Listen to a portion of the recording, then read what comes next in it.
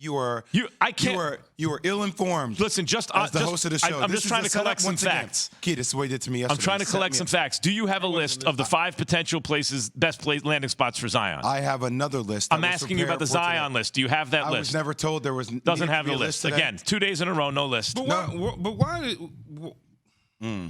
why is it that people feel two different sides with Zion? Keep him moving. Why? He's a talent. I think he's a generational talent. There's not even a question why you want to move him. He's a talent. I mean, he's not available enough because of the injury. I mean, he's played 114 games in 4 years. But at the end of that's tough about it. But I mean, with him on the court, they were number 1 and number 2 in the Western Conference. But I could fix him not being on the court. Could you? Yeah, you can. You can. Because his issues. And I've been thinking about this since our last conversation about him last week. His issues are fixable, which is in shape, overweight, grow up.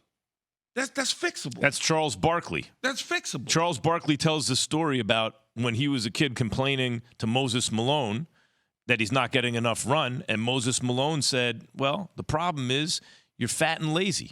You know, and you have a guy like that on the team, and that snaps you into reality. Because Zion needs to come to reality. Because if you think about it, Jay, and you put your deal together last week about how to get him in shape and what the team needed. That's all fixable.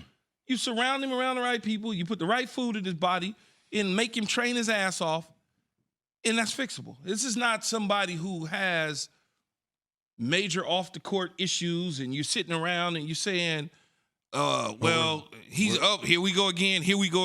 It's not one of those situations. Jay, do you have a list of off-the-court issues? No. No list? Okay. No, I can't get into. Max, stay away from that. No, but I don't care about that. I know. I don't care about that. Every athlete's gone. No, I ain't going to say every athlete. I'm not saying every athlete. I take it back. That's his own personal stuff. Yeah. I don't care about the social media and what they feel about it. That's something totally different. If he decides that he wants to dial it up, that's on you. It's on you, buddy. Don't dial it up, though. That's on him. I'm talking about on-court stuff. I can fix that.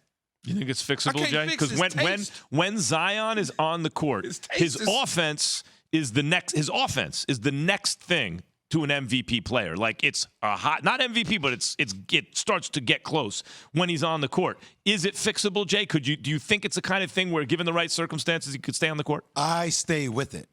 I don't trade him. Like, I don't think there is talent, maybe with the exception of Victor Wembanyama, in this draft that I think is more of a generational talent than Zion Williamson. I would even challenge Victor Wembanyama. Because I think Zion, with the style in which he plays, he's a point forward, the way they utilize him in the offense, the way he opens up the floor for everybody else, I think he's a difference maker. So I stick with it in hopes. Once again, I said that I think you have to change the dynamic of the relationship. Because I think they gave him way too much leeway when he came to the squad. Fixable. That's what I'm saying. Yeah, that's fixable. I stay with it. I don't trade that. I mean, you think about it. I look at my own career. Bringing him up again, obviously, Bill Parcells. He comes in the building. He says, hey, I need you to do this. And this is what you need to do in order to get to where we want you to get to. You buy in, that's easy. That's not a hard thing to do at all. Sean Payton with the Broncos right now, right? For Sean Payton shows up, no more office for Russell Wilson. But I have heard this from people around the organization.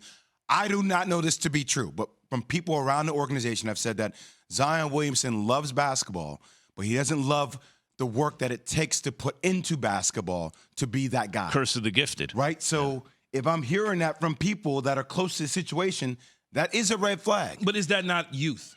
That could be youth. But the problem is you can't sell that right now because the stock is low. You're not going to get the value in exchange if that is the word out. When people are saying, I can't trust him, you're going to try to sell him now when the stock is low and you're saying that you can't trust him? But what if you want... Well, here's Adrian Wojnarowski, ESPN senior NBA insider, of course, on Greeny about the idea of Zion being traded this week. I would be very surprised if Zion Williamson is traded. I'm not sure Zion Williamson gets you into the top 3 of this draft. Really? He played 29 games last season. Yeah. And so if you're a team and you're looking at New Orleans and hypothetically they're offering it, they know him better than you. They're telling you, we don't think he's going to stay healthy. We don't think he's going to keep himself in great shape. That's what they would be saying by moving out from him. Then why are you trading that lottery pick? They know him better than you. Now, that's hypothetical. I don't know that they've offered him to any of those teams.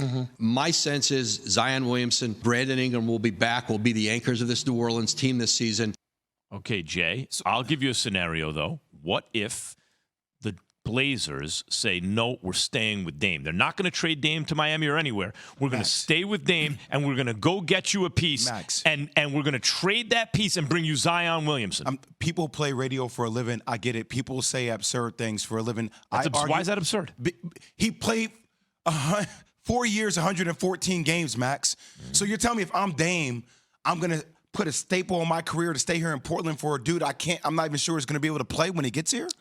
Can I ask you a question, though, Mr. Basketball? Yes. Serious question.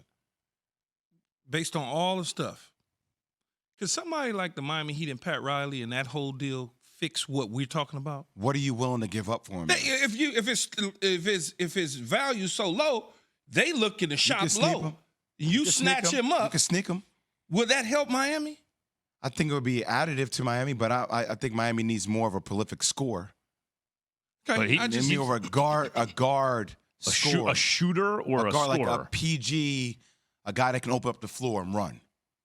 Like they could use, but once again, guys, Zion sort of does that. The reason I asked that though, Jay, the only reason why I asked it is because you say his value's low. Nobody's gonna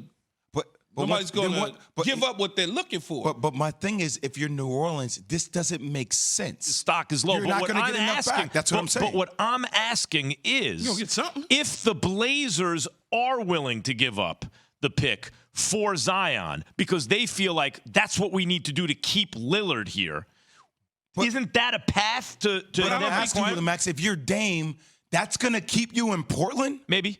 He might give you maybe. What are we talking about? You gotta roll the dice. I'm looking at that saying that's not going to keep me here in Portland. But what I'm saying is, it depends on. Well, didn't Lillard like something on social media about Zion recently? He could like all he wants. No. What just happened with Dame on social media? Why are you asking Nuno?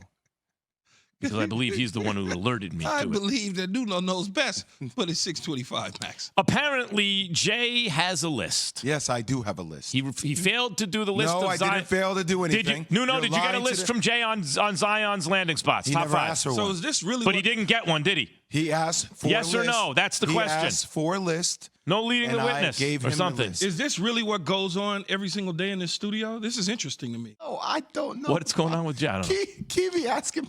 Never mind. I don't know. I don't know what he's talking Is about. Bob okay?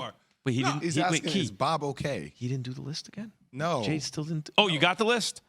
Stop. Bradley Beal's the only player in the NBA with a no-trade clause. Jay apparently finally has submitted a list. Bob is still with us. Not of the top 5 Bob is still with destinations us. most likely for Zion or best fits for Zion. Nuno, did you ever get the Zion list? I'm still waiting. No, I didn't get it.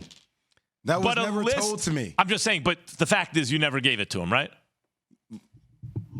All right. Jay, what's your list of players who deserve no trade clauses? First off, do you guys know there's only been 10 players in the history of the NBA that have received no trade clauses? I do now. What's the list? So the history, David Robinson, John Stockton, Kobe Bryant, Tim Duncan, KG, Dirk, Dwayne Wade, LeBron James, Melo, and Bradley Beal. Oof. 10 players, history of the league. So here are my 5 players that are currently in the NBA that I think deserve no trade clause. Only 5 players I think deserve it. Despite age. Yeah, just 5 players right now currently playing deserve yeah. no trade clauses. Okay, let's start off with the first number. Number 3. Wait, you're starting off at 3? Yeah, I'm doing Number it my 3. way. All right, so you're doing Jay. I'm Like doing Mickey it Blue my Mickey Blue way. Eyes. Yeah, there. Number 3, Steph Curry. Come on, man.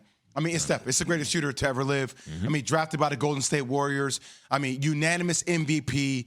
He is number 3 on my list. Deserves a no trade clause. Golden State, there needs to be a statue of Steph Curry outside the chasing. there will okay? be. For there sure. will be. No For doubt sure. about it, Of right? course. One of the greatest to ever do it. Okay, next up, number 5. Number 5. Number 5, I'll give it to him. Just got the MVP this year. He's been drafted by the team. Now, look, Injuries are the one thing that may make this a little bit weary for you. But still, I mean, look, I think with his size, his frame, I think he's one of the best offensively skilled bigs the game of basketball has ever seen. I'll go with JWill Embiid with Philly. I think he's going to be a staple with Philly moving forward. I think he deserves a no-trade clause. He's committed himself to the process. Damn, he's still in the damn process. He is the process. What are you talking about? He's the process himself, okay? Number 5. Next up, number 2. Giannis.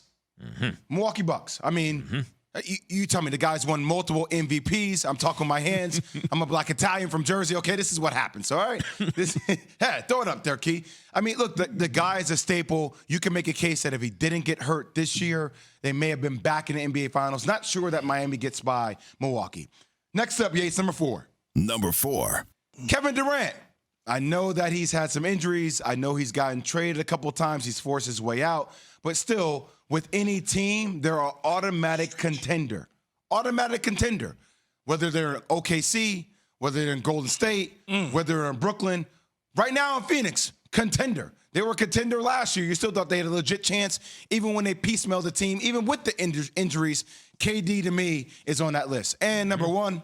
Number 1. The Joker. And that's easy. I mean, the guy should have won his 3rd MVP this season.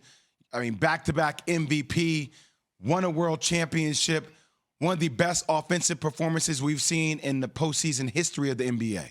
So that is my list. So here's your list. 1, 4, 2, 5, 3. Yeah, because I wanted to change it up just to mess with people now. So Jokic 1, Giannis 2, Steph 3. That's good. Or just KD 4, JWill Embiid 5, Kevin Durant 4, Steph Curry 3, Giannis 2, Joker. Know who 1. stands out there to me, Key, is KD, because he switched teams so many times. Everybody else has been with one franchise, but KD has hopped around. Usually when I think of a no-trade clause, I think of a guy like the face of the franchise, been there the whole time. I don't understand what the y'all mean on the full screen. Why is that?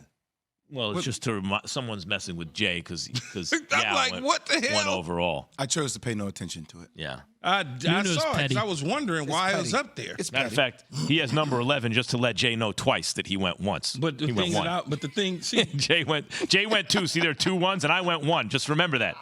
See, Jay, you how you hit back on that one? You just say, whoever put that up there, you just tell them simple. I could trade my number 2 pick for the entire draft, and I'm still going to go higher than you. Yeah, it's cool. I don't even feel the need to say that because I know what time it is. So, Jay, obviously we've asked you for lists and then you forget, right? Or then you try to blame us. No Zion landing spots. You know what I'm going to do now? You know what I'm going to do moving forward? I'm not going to give your ass any list at all. Right, well, you already do that. You already do that. Anyway. Yeah, like, you know what I'm saying, Key? Our boy Greg. Then I quit. Listen, our boy Greg. I quit. No, we don't want to quit. That's what we don't do. That's what we don't do. No, we don't quit. You don't want to quit. Right, Max? But like, that's not what we do. Let's just calm down. Yeah, calm down, Jay. That's not what we do. Thank you for watching ESPN on YouTube. For live streaming sports and premium content, subscribe to ESPN+.